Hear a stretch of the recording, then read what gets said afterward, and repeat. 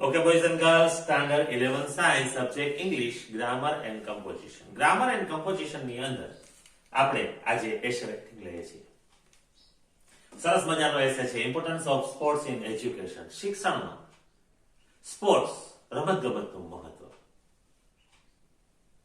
આજે આપણે જોઈએ છીએ કે એજ્યુકેશનનો મીન જ થઈ ગયો છે ટકાવારી લઈ આવી અને જુદી જુદી ફેકલ્ટીમાં આપણે એડમિશન લેવું, મેડિકલમાં જવું, ડેન્ટલમાં જવું, એન્જિનિયરિંગમાં જવું, એના માટે ટકાવારી ઊંચી ને ઊંચી જતી જાય છે. અને આજનું શિક્ષણ એવું થઈ ગયું કે માત્ર ને માત્ર ટકાવારી પરિણામ ઉપર આધારિત શિક્ષણ થઈ ગયું. વિદ્યાર્થી કેટલો હોશિયાર છે એ માત્ર એનું એક પતાકડું પ્રોગ્રેસ રિપોર્ટ જોઈએ, આપણે માર્કશીટ જોઈએ, એના ઉપરથી જ નક્કી થાય છે. આપણે સ્પોર્ટ્સને એજ્યુકેશનના એક પાર્ટ તરીકે ક્યારે લેતા નથી. સ્પોર્ટ્સ ભૂલી જ ગયા છે. આજે તો વિદ્યાર્થીઓને આપણે કઈ ભાઈ સ્પોર્ટ્સમાં રસ લેજો તો ખાલી લઉં છો ને, પબજી રમું છે ને, પણ એ સ્પોર્ટ્સની વાત નથી. બરાબર? તો આવો સરસ મજાના વિષયનો આપણે આગળ અભ્યાસ કરીએ.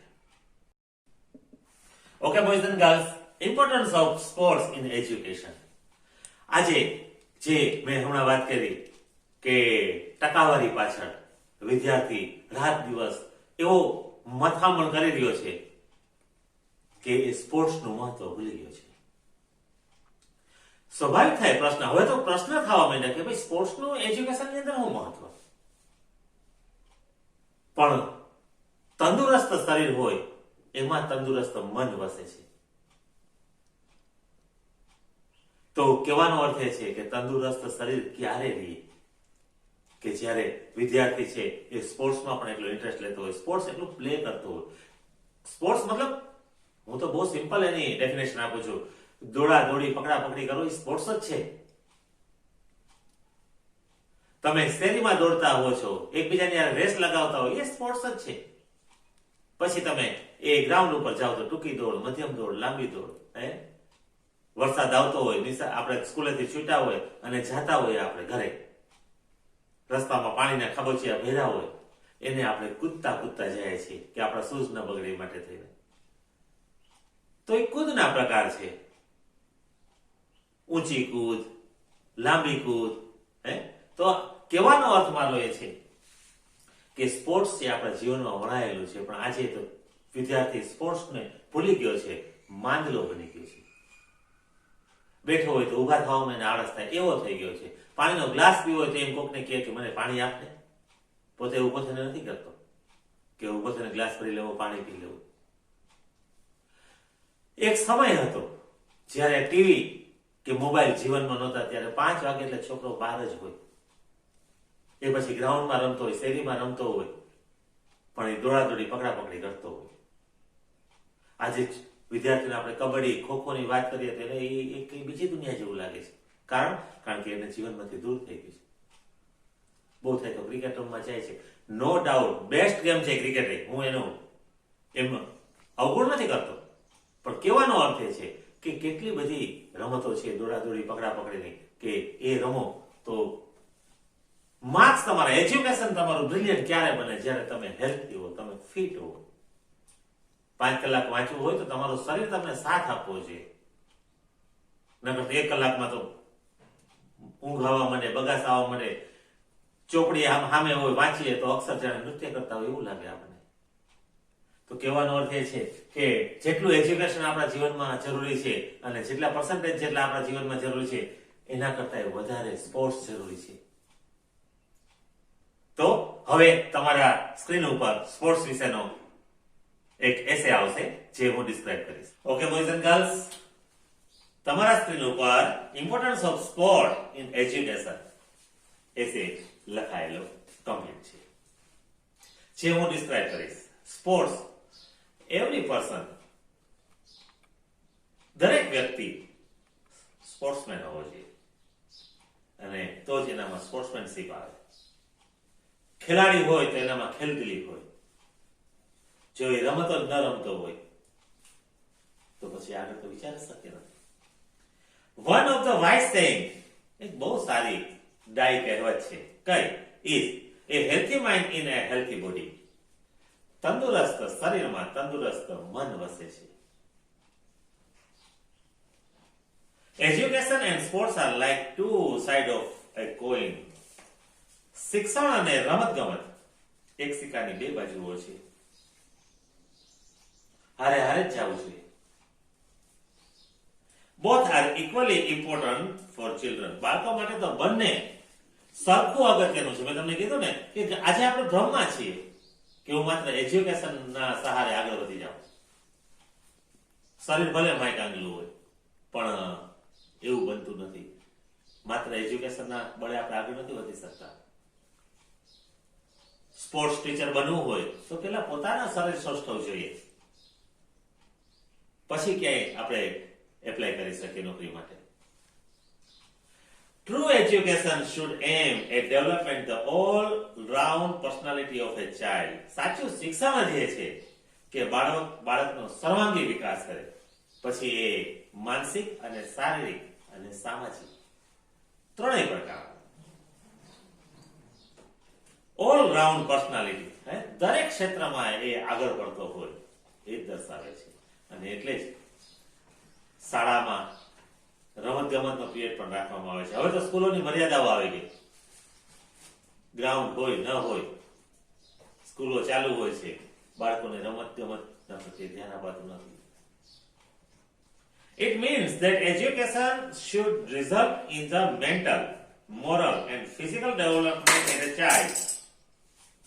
એનો અર્થ એવો થાય છે કે શિક્ષણ should, જે એજ્યુકેશન છે એ કેવું હોવું જોઈએ? રિઝલ્ટ, જે વિદ્યાર્થી શાળામાં ભણે છે તો એનો અર્થ એવો થવો જોઈએ કે મેન્ટલ, માનસિક રીતે, મોરલ, નૈતિક રીતે એન્ડ ફિઝિકલ અને શારીરિક રીતે ડેવલપમેન્ટ એનું થયેલું હોવું જોઈએ અને થતું હોવું જોઈએ.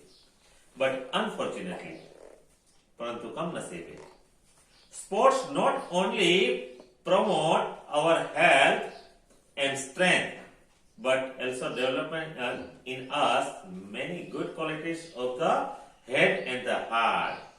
કેટલું સરસ વાક્ય લખ્યું છે.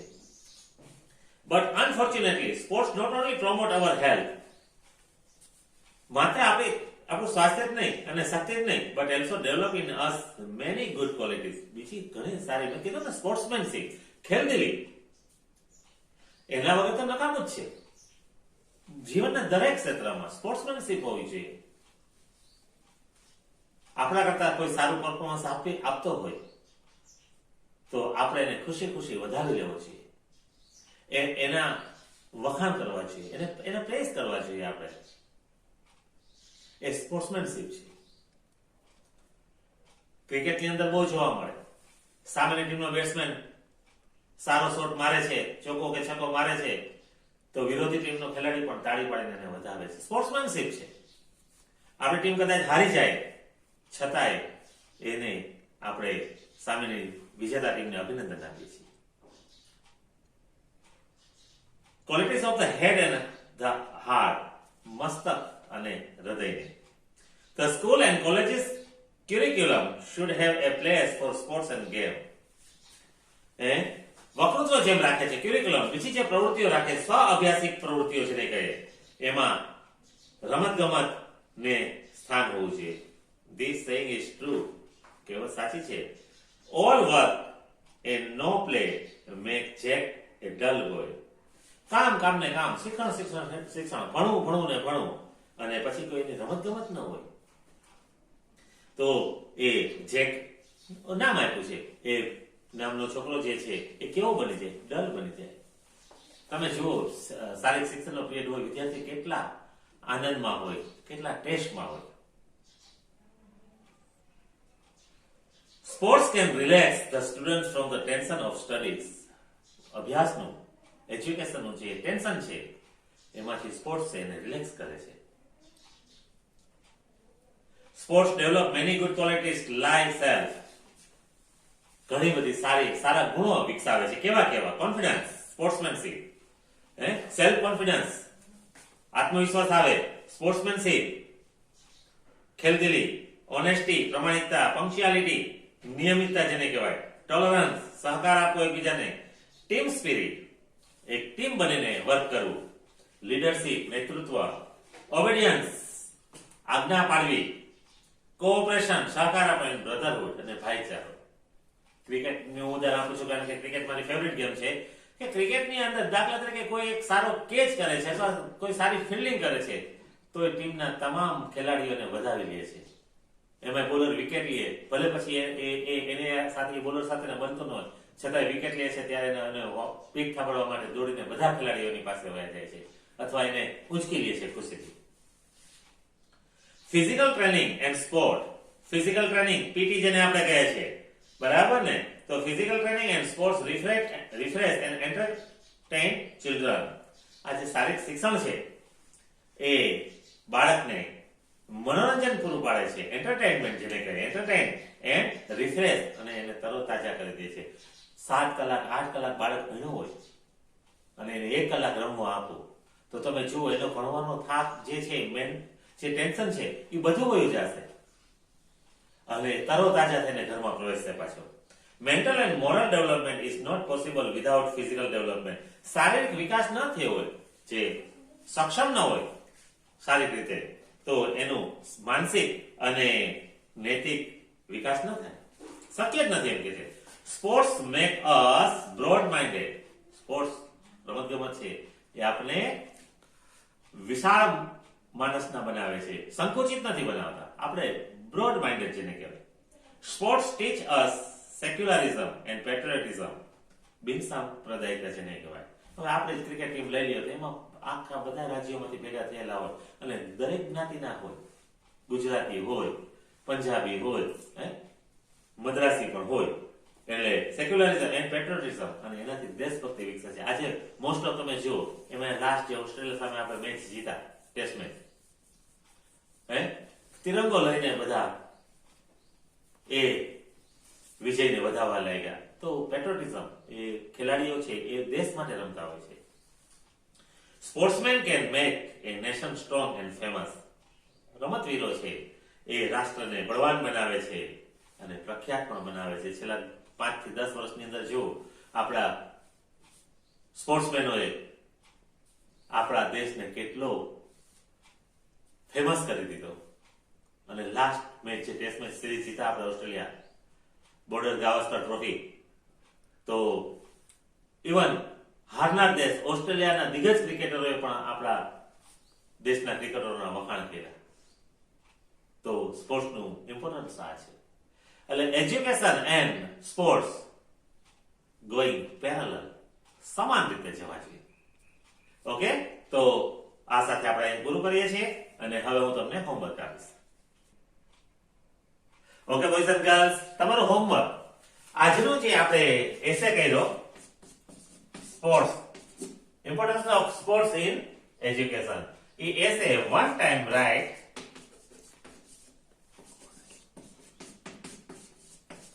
and do orally. એક વખત લખો અને મોઢે કરો, બરાબર? તો ઓકે બોયઝ એન્ડ ગર્લ્સ, વ્યવસ્થિત હોમવર્ક કરો, મોઢે પાકો કરો. બહુ નાનો છે આ એસે તમારે પાકું કરવાનું ઓછું, હું બોલ્યો છું વધારે આજે, બરાબર ને? સ્પોર્ટ્સ નું જે ઇમ્પોર્ટન્સ છે એ મેં સમજાવ્યું છે. તો okay boys and girls, have a good day.